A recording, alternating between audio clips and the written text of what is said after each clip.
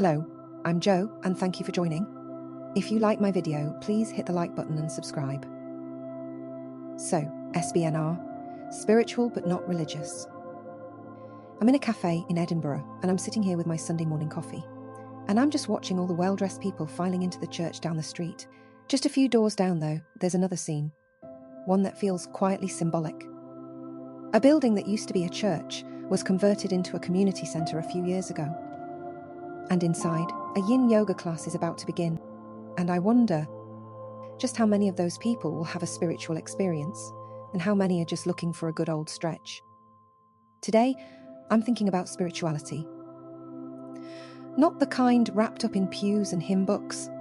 I'm thinking about the kind that's a little bit harder to put your finger on. Now, you've probably heard the phrase spiritual but not religious, or SBNR for short. It's been gaining traction over the last few decades, and if you check Google Trends, you'll see it's been quietly rising. SBNR is a fascinating religious phenomenon, although it can be pretty controversial. The SBNRs tend to upset both ends of the belief spectrum. To some people, it just looks like a modern, younger, Gen Z, millennial-style rejection of religion. But if you look closer, there's more going on here. So, what does it mean to be spiritual but not religious? For many, it's part of who they are. Quietly. It's not about shouting beliefs from the rooftops, it's about transcendence. A deep personal connection, maybe with nature, with others, or with something bigger.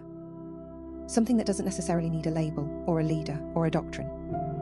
Organised religion, on the other hand, can feel rigid, rule-bound, and yes, often weighed down by historical and modern baggage, from indulgences and abuse scandals in the medieval Catholic Church to modern-day Christian nationalism. Being SBNR is a way of saying I believe in something, but it's not that. Religious historian Karen Armstrong says humans are meaning-seeking creatures. We tell stories to make sense of the chaos around us, and SBNRs are doing just that. Creating meaning on their own terms. But not everyone is on board. Atheists like Dillahunty argue that spiritual is just a vague feel-good label for things science hasn't explained yet, that it's intellectually lazy. Emotional, not rational. And then on the flip side, Christian apologists like Mike Winger see SBNR as a kind of modern cop-out. He says true spirituality means commitment, wrestling with God, not sidestepping doctrine because it's just too hard or too messy. But here's something that surprised me. SBNR isn't just a 21st century thing. Scholars like Robert Fuller trace it back to the 1800s to figures like Waldo Emerson and William James, both deeply spiritual, both critical of religion as institution.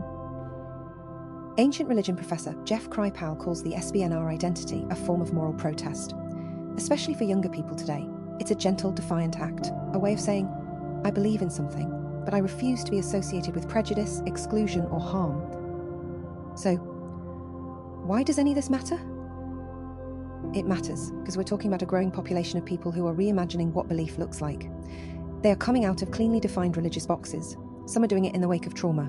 Others are doing it because they crave autonomy, or authenticity, or just want to feel free to ask questions. Theology professor Linda Mercadante's research shows that many SBNRs have experienced a spiritual turn, moving away from dogma toward expression and inner truth. Critics often call them lazy, detached, non-committal, but the research says otherwise.